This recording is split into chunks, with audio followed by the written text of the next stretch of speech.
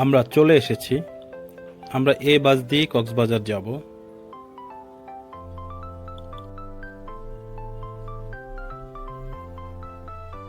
Viewers, আমাদের বাসটি আপনারা দেখতে পাচ্ছেন।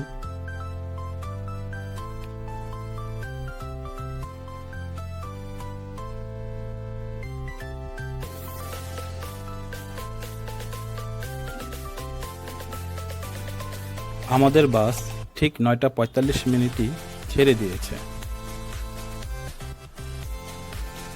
আমরা ঢাকা টু কক্সবাজার এবং কক্সবাজার টু ঢাকার জন্য গ্রিন লাইনের টিকিট কেটেছি। ঢাকা টু কক্সবাজারের টিকিট মূল্য 1250 টাকা এবং কক্সবাজার টু ঢাকার টিকিট মূল্য 1700 টাকা নিয়েছে।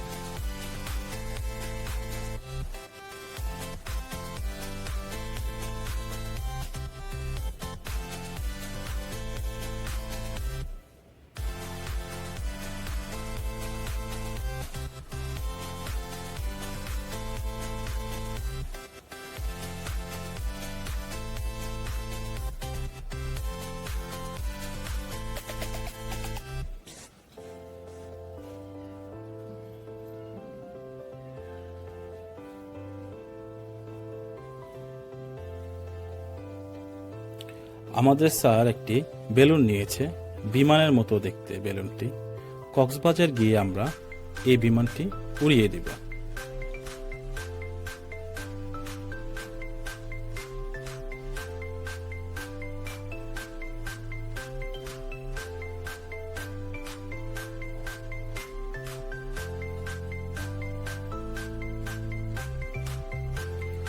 আপনারা দেখতে পাচ্ছেন আমাদের বিমানটি। উনি এই বিমানটির নাম দিয়েছেন ইউএস বাংলা। আমরা কিছুক্ষণ ঘুমিয়েছি। এখন আমরা কুমিল্লায় এসে পৌঁছলাম। এখন আমরা বিরতি রেস্টুরেন্টে হালকা কিছু খেয়ে নিব। আমরা রেস্টুরেন্টে হালকা কিছু খেয়ে কক্সবাজারের উদ্দেশ্যে আবার চললাম।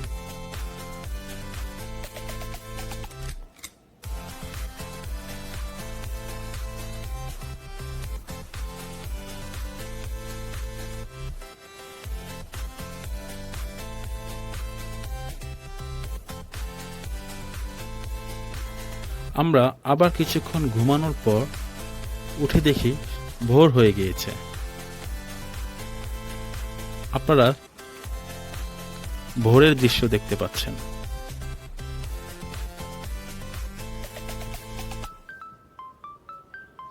কক্সবাজারে বৃষ্টি থাকার কারণে গাছের পাতাগুলো অনেক সবুজ দেখাচ্ছে এবং প্রকৃতি অনেক ফ্রেশ দেখাচ্ছে।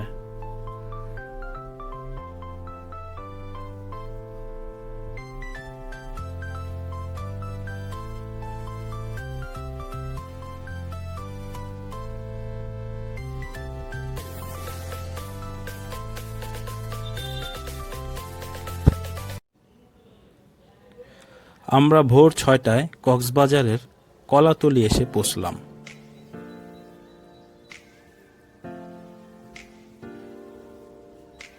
আমরা যে যার ব্যাগগুলো বুঝে নিয়ে হোটেলের উদ্দেশ্যে রওনা হলাম।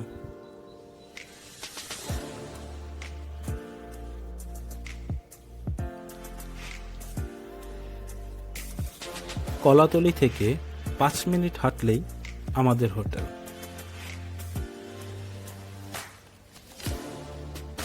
আপনারা দেখতে পাচ্ছেন hotel সিগারের back side.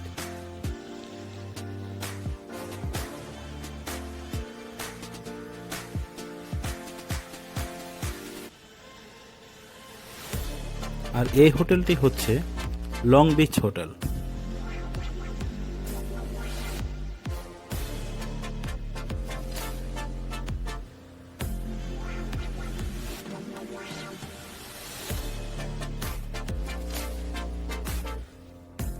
Long beach হোটেলের সামনেই আমাদের সেন্ট মার্টিন রিসোর্ট। আমরা এই হোটেলেই থাকব।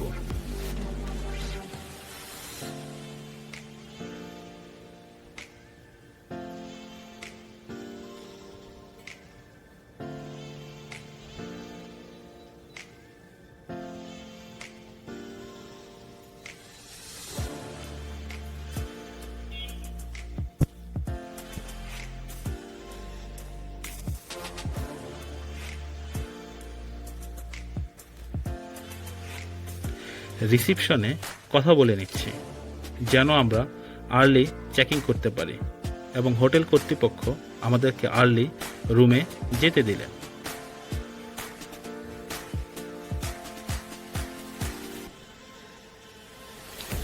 আমরা 5th ফ্লোরে 3টা রুম নিয়েছি। প্রতিটি রুম হলো double twin bed, capacity 4 person.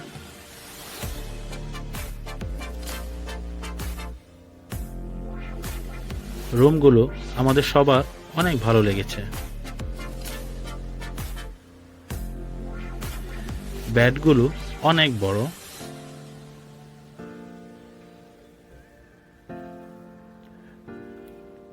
রুমগুলো ক্লিন ছিল।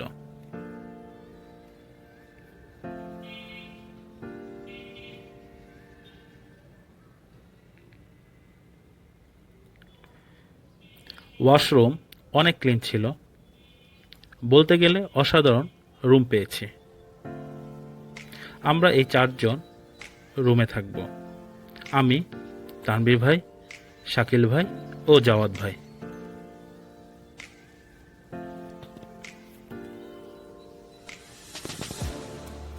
চলুন বারান্দা বা বেলকনি দেখে আসি। অনেক খোলামেলা।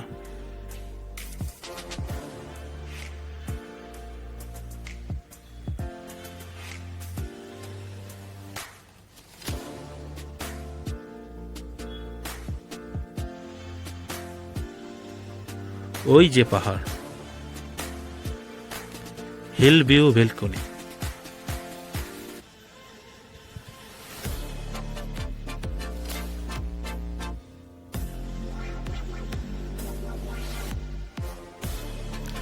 আমরা ফ্রেশ হয়ে গ্রুপের টি শার্ট পরে ব্রেকফাস্ট করার জন্য হোটেলের নিচেই রেস্টুরেন্টে গেলাম।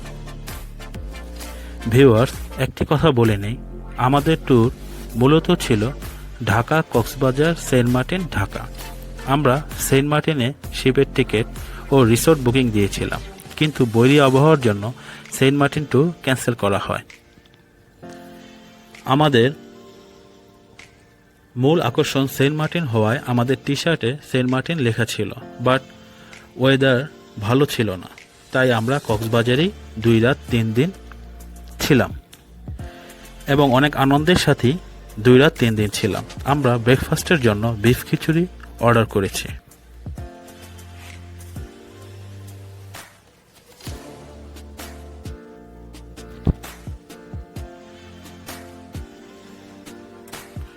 ব্রেকফাস্ট করার পর আমরা এখন সমুদ্র দেখতে যাচ্ছি। আমরা সমুদ্র হয়তো অনেকবার দেখেছি, কিন্তু তারপরও সমুদ্র অনেক ভালো লাগে। সমুদ্রের প্রশস্ত বালুকাময় সৈকত মানুষের হৃদয় অন্যরকম অনুভূতি সৃষ্টি করে। ভিউয়ার্স, চলুন কক্সবাজার সম্পর্কে কিছু তথ্য জেনে নিই।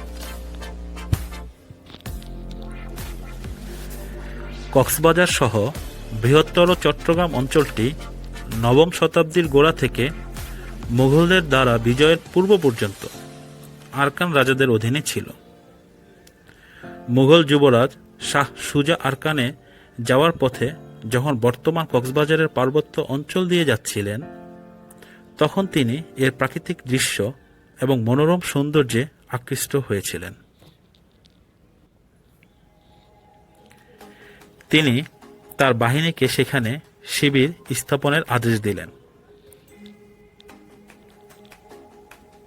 তারা 1000 পালকি নিয়ে কিছুক্ষণ থেমে গেল দুলা হাজারা নামে একটি জায়গায়, যার অর্থ 1000 পালকি এখনো অঞ্চলটিতে রয়েছে।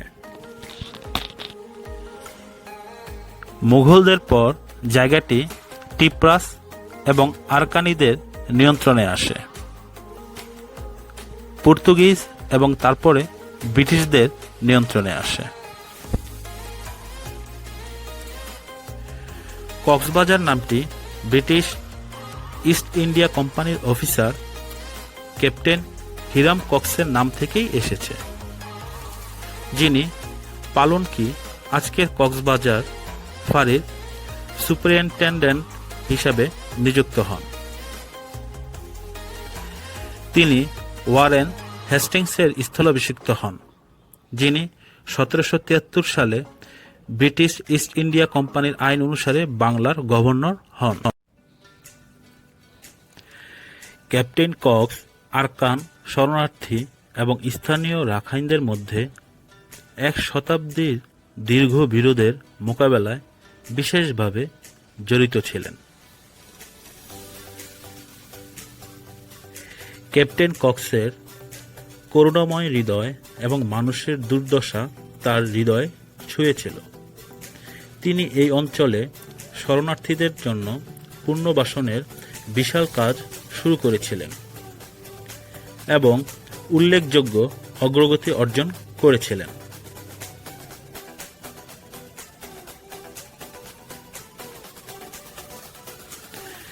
তার কাজ শেষ হওয়ার আগে 1799 সালে ক্যাপ্টেন কক্স মারা যান।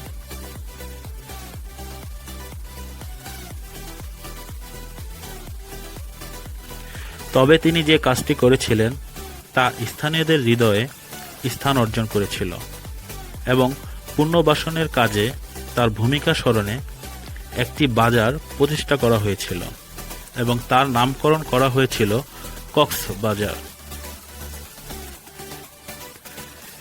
যদিও কক্সবাজার বাংলাদেশের অন্যতম পর্যটন কেন্দ্র, এটি প্রচারের অভাবে এখনও একটি বড় আন্তর্জাতিক পর্যটন কেন্দ্র হিসাবে পরিণত হতে পারেনি।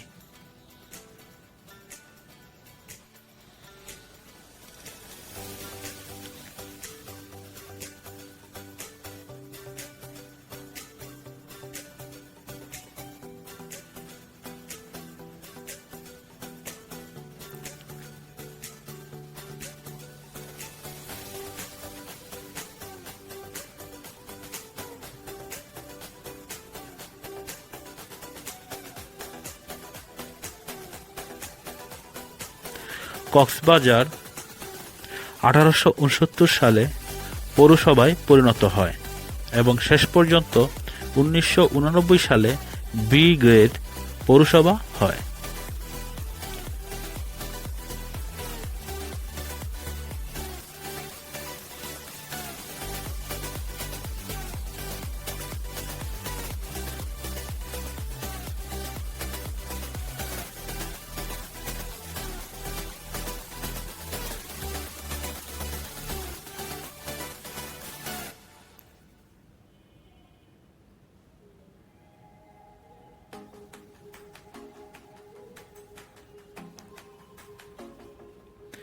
এই পৌরসভাটিতে 27টি মহল্লা ও 9টি ওয়ার্ড রয়েছে।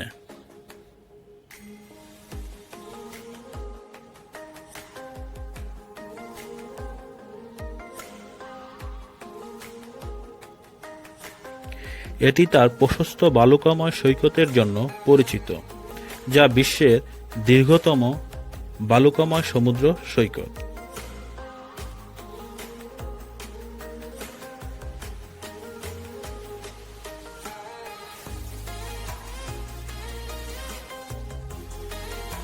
এটি একটি অবিচ্ছিন্ন 125 কিলোমিটার বেলে সমুদ্র সৈকত।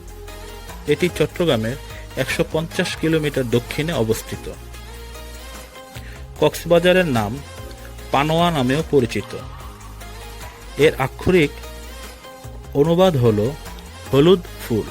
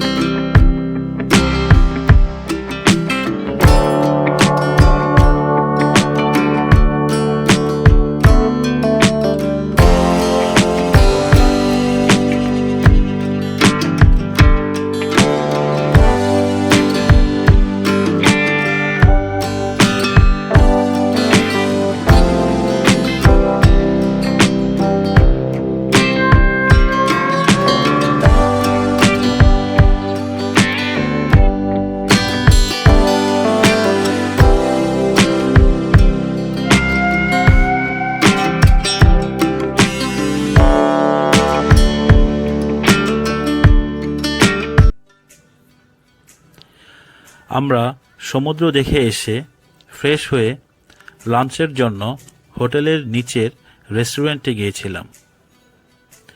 আমরা লাঞ্চের জন্য রূপচাঁদা মাছ অর্ডার করেছি, আর সাথে শুটকির ভর্তা, ডাল, শাক তো ছিলই।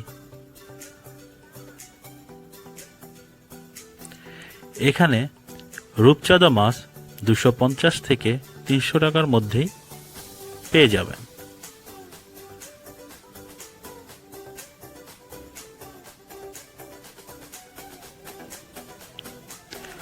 সমুদ্রের গোসলের পর শরীর ক্লান্ত থাকার কারণে আমাদের ক্ষুধাও লেগেছিল প্রচণ্ড। তাই আমরা লাঞ্চ আইটেমগুলো অনেক এনজয় করেছি। আমার কাছে খাবারগুলো অনেক সুস্বাদু মনে হয়েছে এবং রূপচাঁদা মাছ আকারেও বড় ছিল এবং অনেক টেস্টিও ছিল।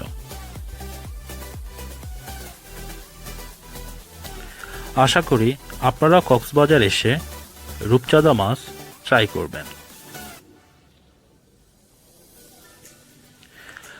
আমাদের এই ছোট চেষ্টাটি যদি আপনাদের ভালো লেগে থাকে তাহলে আমাদের সাথেই থাকুন, আর লাইক, শেয়ার, কমেন্ট এবং সাবস্ক্রাইব করতে কিন্তু ভুলবেন না। ভিউয়ার্স, আজকের ভিডিওটি হলো কক্সবাজার ট্যুর সিরিজ 1। ভিউয়ার্স, আপনাদের কক্সবাজার ট্যুর সিরিজ 2 দেখার আমন্ত্রণ রইল। আশা করি আপনারা আমাদের সাথেই থাকবেন।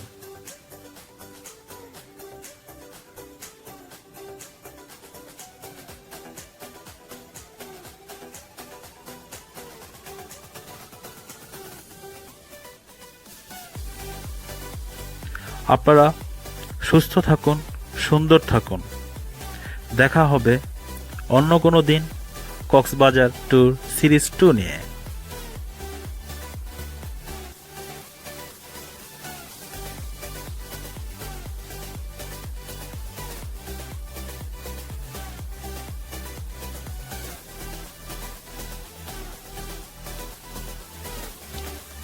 এতক্ষণ আমাদের সাথে থাকার জন্য আপনাদের অসংখ্য ধন্যবাদ।